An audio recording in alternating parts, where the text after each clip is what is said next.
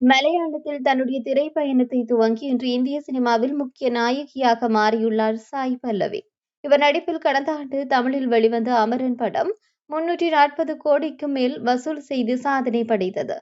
இந்த படத்தை தொடர்ந்து இவர் நடிப்பில் கடந்த வாரம் தண்டில் படம் வெளிவந்தது. இப்படத்திற்கு மக்கள் மத்தியில் நல்ல வரவேற்பு கிடைத்துள்ளது. குறிப்பாக இவருடைய நடிப்பை ரசிகர்கள் பாராட்டி வருகின்றனர். தென்னிந்திய சினிமாவில் கலக்கிக் கொண்டிருந்த சாய் பல்லவி தற்போது பாலிவுட் சினிமாவில் காலடி எடுத்து வைத்துள்ளார். அமீர்கான் மகனுடன் ஒரு படம் நடிப்பதற்கு ராமாயணம் கதையை மையமாக வைத்து உருவாகும் படத்திலும் கதாநாயகியாக நடித்து வருகின்றார். இந்த நிலையில் முதல் படத்திற்கும் தற்போது ராமாயண படத்திலும் நடிப்பதற்கு சாய் பல்லவி வாங்கிய சம்பளம் குறித்து தகவல் வெளியாகியுள்ளது.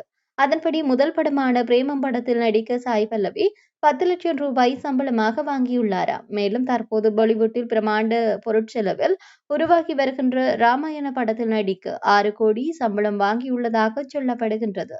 ஆனால் இவை யாவும் இணையத்தில் பேசப்பட்டு வரும் தகவல் மட்டுமே. எந்த அளவிற்கு உண்மை என்று தெரியவில்லை என்பது குறிப்பிடத்தக்கது.